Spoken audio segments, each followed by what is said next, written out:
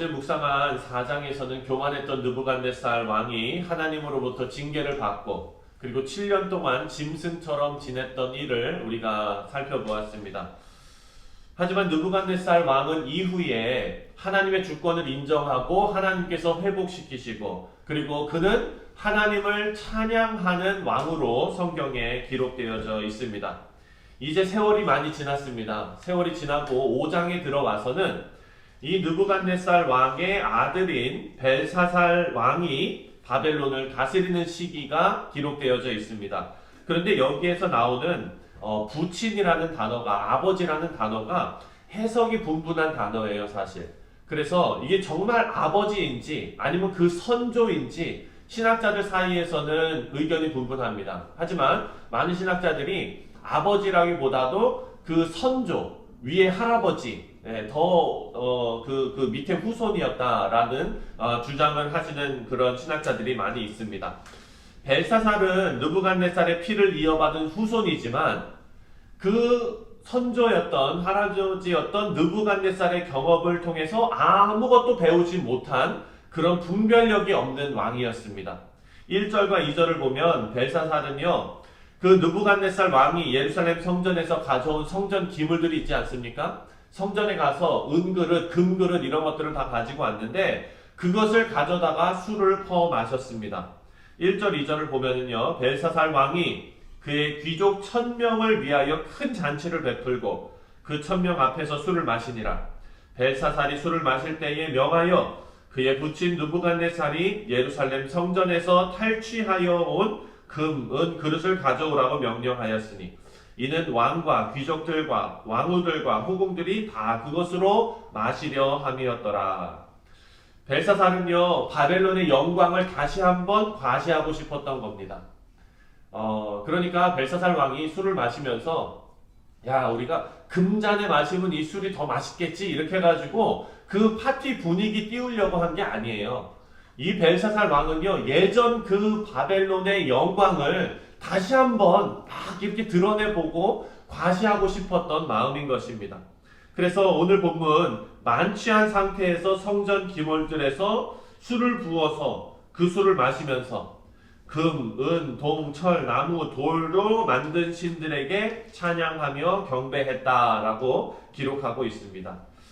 우리가 이제 돌아오는 주일에 묵상하겠지만 이 바벨론은 술 때문에 망합니다. 네. 그리고 지난 주일에 우리가 묵상했지요. 세상의 왕은, 세상의 나라는 그 왕국이 점점점 질이 떨어진다라는 것을 우리가 배웠습니다. 느부갓네살 왕은 교만으로 하나님 앞에 징계받았지만 그래도 하나님 앞에 다시 하나님께서 회복시키시고 7년 후에 그가 하나님을 경외하고 찬양하는 왕으로 기록되어져 있습니다. 하지만 그 후손인 벨사살은요, 그렇지도 못합니다. 이 사람은 선조에 비해서 현저하게 질이 떨어지는 왕이라는 것을 우리가 볼 수가 있습니다. 우리가 내일 묵상합니다. 이제 바벨론의 영광이 다 끝납니다. 그리고 그 징계, 그 심판이 코앞에 다가와 있습니다. 그들이 성전 기물로 금, 은으로 된 그릇으로 예루살렘 성전에서 가지고 온 그것으로 술을 퍼 마시면서 하나님을 모독할 때에, 이방신들을 찬양할 때에 어떤 손가락이 나와서 벽에다가 글씨를 씁니다. 5절 말씀인데요. 다 같이 읽겠습니다. 5절입니다. 시작. 그때에 사람의 손가락들이 나타나서 왕궁 촛대 맞은편 석회 벽에 글자를 쓰는데 왕이 그 글자 쓰는 손가락을 본지라. 벨사살 왕이 이 초자연적인 현상을 보면서 충격에 빠졌습니다. 두려움에 사로잡혀서 오늘 본문 말씀을 보니까요, 무릎이 떨면서 맞부딪혔다라고 기록하고 있습니다. 6절 말씀을 보니까 이에 왕의 즐기던 얼굴빛이 변하고 그 생각이 번민하여 넓적다리 마디가 녹는 듯하고 그의 무릎이 서로 부딪힌지라. 그랬을 때 벨사살이 소리를 지르면서 바벨론에 있는 지혜자들을 다 불러 모았습니다. 다 이리 오라고. 그런데 여러분, 이상한 거는요, 그 선조 느부갓네살 왕도 그렇고 이런 초자연적인 일이 딱 벌어졌을 때, 꿈을 꾸고 번민했을 때, 아니 바로 그냥 다니엘 부르면 되잖아요. 근데 항상 먼저 바벨론의 지혜자들을 먼저 부릅니다. 왜 그럴까요? 저도 잘 모르겠어요. 그런데 항상 그렇게 불러요. 근데 여기서 우리는 뭘 생각할 수 있냐면 사람이 교만해졌을 때는요, 하나님의 방법을 찾기보다는 인간적인 방법으로 문제를 해결하려고 한다라는 것을 우리가 좀 볼 수가 있습니다. 사랑하는 성도님들, 우리 성도들은요, 내가 문제를 해결하는 삶의 방식을, 그 태도를 버려야 한다는 것을 오늘 본문 말씀을 통해서 우리가 깨달을 수 있습니다. 우리는요, 우리 문제를 해결할 만한 능력이 없습니다. 바벨론의 지혜자들도 그 글씨를 해석할 수 있는 사람이 한 명도 없었습니다. 그래서 다니엘을 데려와야 한다라는 아이디어가 등장합니다. 그 아이디어는 누구로부터 등장했느냐? 바로 왕비라고 표현된 한 여인으로부터 등장을 합니다. 10절 말씀을 함께 읽겠습니다. 10절입니다. 시작. 왕비가 왕과 그 귀족들의 말로 말미암아 잔치하는 궁에 들어갔더니 이에 말하여 이르되 왕이여 만수무강하옵소서. 왕의 생각을 번민하게 하지 말며 얼굴빛을 변할 것도 아니니이다. 여러분, 여기 보니까 지금 벨사살 왕이 1000명 정도 되는 귀족과 왕족들과 함께 지금 잔치를 베풀고 이러고 있잖아요. 근데 10절 말씀을 보니까 왕비가 왕과 귀족들의 말로 말미암아 잔치하는 궁에 들어갔나니, 그러면 이 왕비는 어디 있었던 거예요? 잔치에 참여하고 있었습니까? 참여하지 않고 있었습니까? 참여하지 않고 있었던 거잖아요. 그렇죠? 그 잔치의 성격을 이 왕비가 알았던 것 같아요. 유추해 본다면. 그런데 이 왕비가 그 왕비의 그 의미는 뭐냐면 왕의 아내가 아니에요. 왕비는 여기에서 왜 우리 한국 사극에 보면은 그 중전 말고 그 위에 뭡니까? 대왕 대비마마 하시는 분 있잖아요. 이거 머리 크고 이렇게 쓰시는 분. 그분이었던 것 같아요. 예, 그 왕비가 왕의 어머니로 해석할 수가 있는데, 여기 보니까 왕비가 옛날 바벨론 역사 속에서 이런 문제가 있었을 때마다 이 문제를 해결했던 사람이 있었습니다 라고 이야기해 주는 거예요. 예, 그 사람이 누굽니까 여러분? 바로 다니엘이죠. 우리 사랑하는 성도님들, 시대가 바뀌어도요, 신앙의 어른들의 지혜는 더 빛납니다.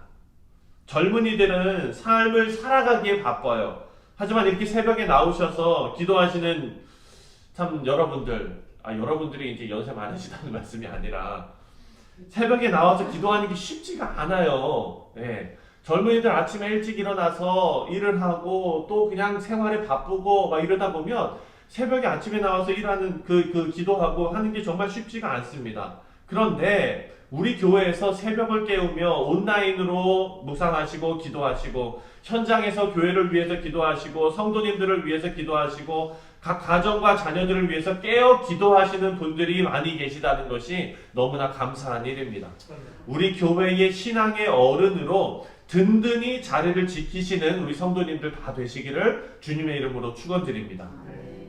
왕비가 벨사살 왕에게 다니엘의 일을 알려주고 있습니다. 11절과 12절 말씀인데요. 제가 읽겠습니다.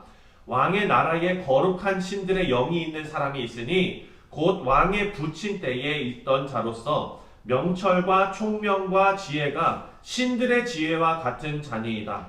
왕의 부친 느부갓네살 왕이 그를 세워 박수와 술객과 갈대아 술사와 점쟁이의 어른을 삼으셨으니 왕이 벨드사살이라 이름하는 이 다니엘은 마음이 민첩하고 지식과 총명이 있어 능히 꿈을 해석하며 은밀한 말을 밝히며 의문을 풀 수 있었나이다. 이제 다니엘을 부르소서. 그리하시면 그가 그 해석을 알려드리리이다. 이 왕비가 다니엘을 기억할 수 있었던 것은 느부갓네살 왕 시절에 하나님께서 하신 일을 직접 경험한 사람이었기 때문입니다. 여기에서 우리 신앙생활에 하나님의 은혜를 직접 경험하는 것이 얼마나 중요하고 얼마나 귀한 일인지를 우리가 알 수가 있습니다. 우리 부모 세대에 경험한 하나님의 은혜를 우리 후대에 잘 전달하는 것이 우리의 임무인 줄 믿습니다. 그리고 오늘 본문에 나오는 이 다니엘을 불러오는데요. 그때 당시에 다니엘의 나이가 아마 많았던 것 같아요. 왜냐하면 다니엘이 느부갓네살 왕 때는 아주 귀하게 그 박수들의 장으로서 사용되지 않았습니까? 그렇게 일을 했어요. 그런데 시간이 지나고 나서 벨사살이 왕이 됐는데 다니엘의 이름이 나오지가 않습니다.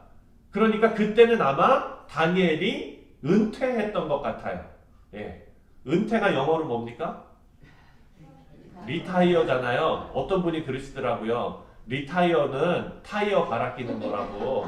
예, 그래서 은퇴가 다시 한번 쓰임 받기 위해 타이어 가는 거다. 뭐 이런 얘기도 하시더라고요.